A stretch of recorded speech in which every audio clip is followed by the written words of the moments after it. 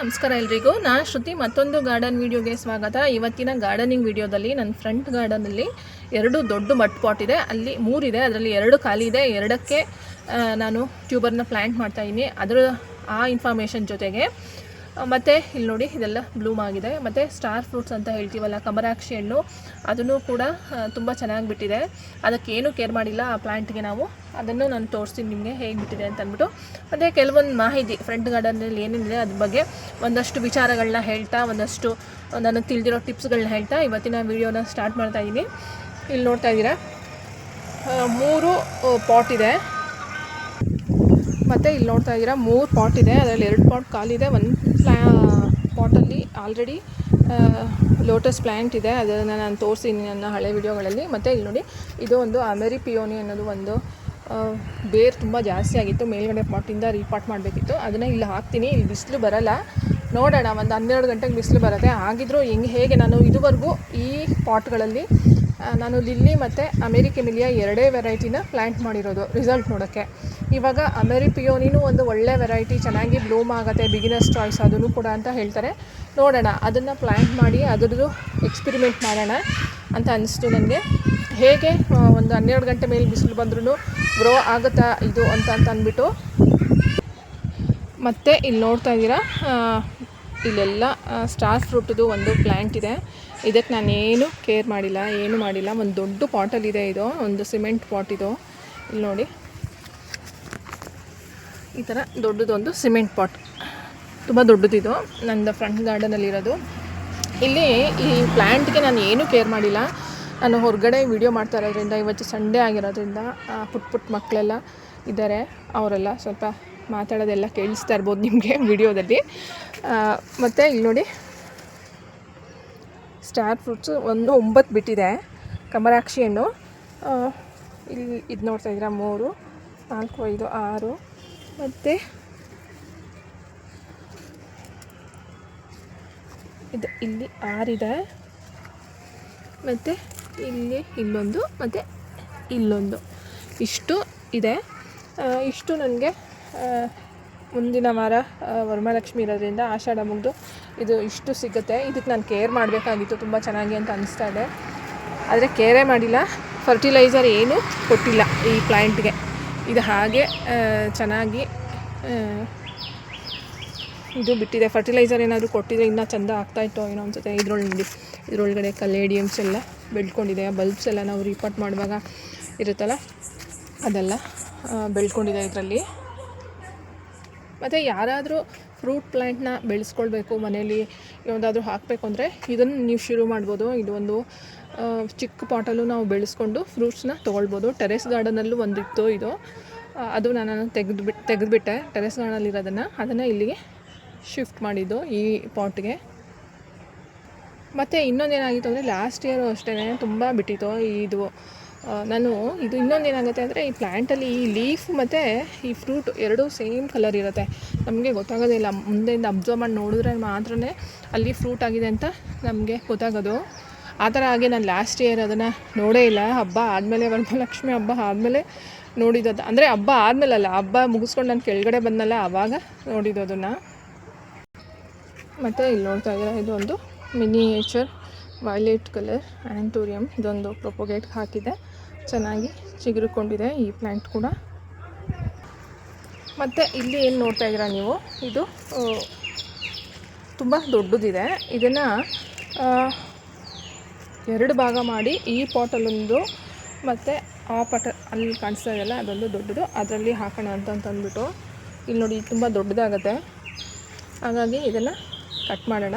ಮತ್ತು ಈ ಥರ ಇರುತ್ತೆ ಇಲ್ಲೆಲ್ಲ, ಯಾರಾದರೂ ರಿಪಾಟ್ ಮಾಡುವಾಗ ಎಲ್ಲ ಮಾಡುವಾಗ ನೋಡ್ಕೊಳ್ಳಿ ಇದು ಯಾವ ಥರ ಇರುತ್ತಂತ.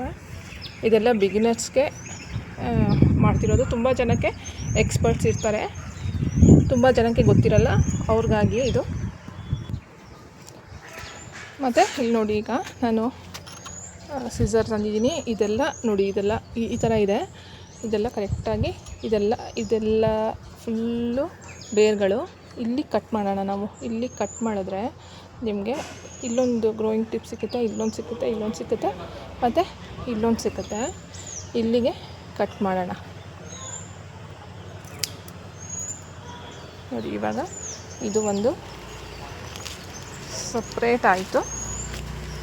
ಇದೆಲ್ಲ ಲೀಫ್ ಈ ಥರ ಬಂದಾಗ ನಿಮಗೆ ಬೇಗ ಗ್ರೋ ಆಗುತ್ತೆ. ಇದು ರಿಸಲ್ಟ್ ನಾನು ತೋರಿಸ್ತೀನಿ ಮುಂದಿನ ವೀಡಿಯೋಗಳಲ್ಲಿ. ಮೊಗ್ಗು ಬರ್ತಾ ಇದೆಯಾ, ಅಕಸ್ಮಾತ್ ಹೂ ಬರ್ತಾ ಇದೆಯಾ ಈ ವೆರೈಟಿಯಲ್ಲಿ ಅಂತ. ಇದೇ ಫಸ್ಟ್ ಟೈಮ್ ನಾನು ಫ್ರಂಟ್ ಗಾರ್ಡನಲ್ಲಿ ಇದನ್ನು ಟ್ರೈ ಮಾಡ್ತಿರೋದು. ಮತ್ತು ನೋಡಿ ಈಗ ಇದೆಲ್ಲ ನೀರೆಲ್ಲ ನೆನೆಸಿದ್ದೀನಿ ಕ್ಲೀನಾಗಿ. ಮತ್ತು ಇವಾಗ ಸೇಮ್ ನಾನು ಒಂದು ಹಳೆ ವಿಡಿಯೋ ಅಲ್ಲಿ ತೋರಿಸ್ದಾಗೆ ಇದರಲ್ಲಿ ಕೆಳಗಡೆ ಹಸು ಗೊಬ್ಬರ ಮತ್ತು ಸಾಸಿವೆ ಹಿಂಡಿ, ಅದೇ ಮಸ್ಟರ್ಡ್ ಕೇಕ್ ಪೌಡರ್ ಇರ್ತಲ್ಲ ಅದನ್ನೆಲ್ಲ ಕೊಟ್ಟು ಮಣ್ಣನ್ನೆಲ್ಲ ತುಂಬಿಸಿ ಇಟ್ಟಿರೋದು ಇದು. ಇವಾಗ ಇಲ್ಲಿ ಸೈಡಲ್ಲಿ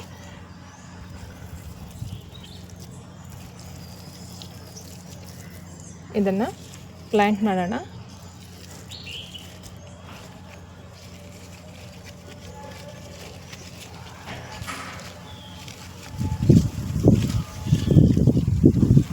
ಶುರುವಲ್ಲಿ ಲೋಟಸ್ ಬೆಳೆಸುವಾಗ ಸ್ವಲ್ಪ ಫೇಲ್ಯೂರ್ಸ್ ಇರುತ್ತೆ, ಅದ್ರ ಬಗ್ಗೆ ಹೆಚ್ಚು ನಾವು ತಿಳ್ಕೊಂಡಿರಲ್ಲ. ಆವಾಗ ಅದೇ ರೀತಿ ನನಗೂ ಕೂಡ ನಾನು ಬೆಳೆಸುವಾಗ ನಾನು ಶುರು ಮಾಡಿದಾಗ ಲೋಟಸ್ನ ಬೆಳೆಸೋಕ್ಕೆ ಆ ಥರದ್ದೆಲ್ಲ ನನಗೂ ಆಗಿತ್ತು.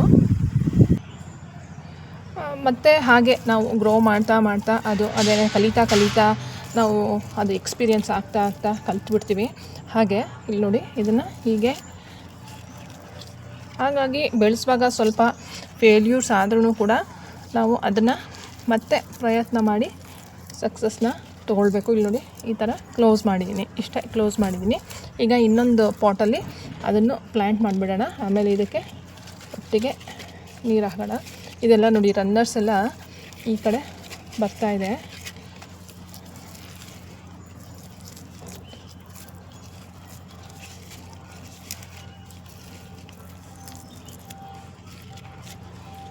ನೋಡಿ ಈ ಥರ ಎಲ್ಲ ನೀಟಾಗಿ ಇದರ ಚಿಕ್ಕ ಬೇರಿದ್ರೆ ಈ ಥರ ಕ್ಲೋಸ್ ಮಾಡ್ಕೊಳ್ಬೇಕು. ಇದು ಡ್ಯಾಮೇಜ್ ಆಗದೆ ಇರೋ ಹಾಗೆ ಆಯಿತು. ಇದನ್ನು ಪ್ಲ್ಯಾಂಟ್ ಮಾಡಿ ಇದೆಲ್ಲ ಹೇಗೆ ಗ್ರೋ ಆಗುತ್ತೆ, ಹೇಗೆ ಏನಾದ್ರು ಮೊಗ್ಗು ಎಷ್ಟು ದಿನಕ್ಕೆ ಬರುತ್ತೆ ನೋಡಿ. ಇಲ್ಲಿ ಕಲ್ಲು ಎಷ್ಟು ದೊಡ್ಡದಿದೆ, ಆ ಥರದ್ದೆಲ್ಲ ನಾನು ತೋರಿಸ್ತಾ ಹೋಗ್ತೀನಿ. ಈಗ ಅಲ್ಲಿ ನೋಡ್ತಾ ಇದ್ದೀರಲ್ಲ ಆ ಪಾಟಲ್ಲೂ ಪ್ಲ್ಯಾಂಟ್ ಮಾಡಿಬಿಡೋಣ. ಇಲ್ಲಿ ನೋಡಿ ಈ ಪಾಟಲ್ಲೂ ನಾನು ಇದನ್ನು ಸೇಮ್ ಇದರಲ್ಲೂ ಅಷ್ಟೇ ಒಂದು 3-4 ರನ್ನರ್ಸ್ ಈಚೆ ಬಂದಿದೆ. ಇಲ್ಲಿ ನೋಡಿ ಇದು ನೋಡೋಣ ಇದು ಹೇಗೆ ಗ್ರೋ ಆಗುತ್ತೆ.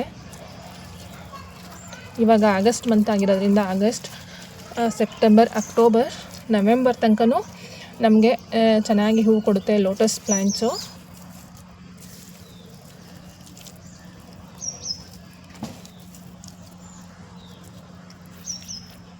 ಆಮೇಲೆ ಕೆಲವು ವೆರೈಟಿಗಳು ಡಾರ್ಮೆನ್ಸಿಗೆ ಹೋಗಿಬಿಡುತ್ತೆ ಡಿಸೆಂಬರಲ್ಲಿ ನಿಮಗೆ ಹೂವು ಕೊಡೋಲ್ಲ, ಗಿಡಗಳೆಲ್ಲ ಸ್ವಲ್ಪ ಡಲ್ ಆಗಿಬಿಡ್ತವೆ. ಕೆಲವು ವೆರೈಟಿಗಳು ಮಾತ್ರ ಡಿಸೆಂಬರಲ್ಲೂ ಹೂವು ಕೊಡೋ ವೆರೈಟಿಗಳಿದೆ. ಅದನ್ನು ನಾನು ಮುಂದಿನ ವಿಡಿಯೋಗಳಲ್ಲಿ ನಿಮಗೆ ತೋರಿಸ್ತೀನಿ. ಇಲ್ಲಿ ನೋಡಿ ಈಗ ಇದು ಪ್ಲ್ಯಾಂಟ್ ಮಾಡಾಯಿತು. ಈ ಎಲೆಗಳೆಲ್ಲ ಸ್ವಲ್ಪ ಮೇಲೆ ಇರಲಿ, ನೋಡೋಣ ಹೇಗೆ ಗ್ರೋ ಆಗುತ್ತೆ ಅಂತ.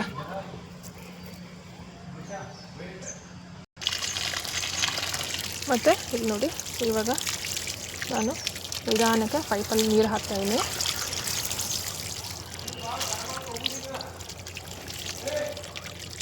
ಈ ಥರ ನೀಟಾಗಿ ನೀರು ಹಾಕಿ ಬಿಡಬೇಕಾಗತ್ತೆ.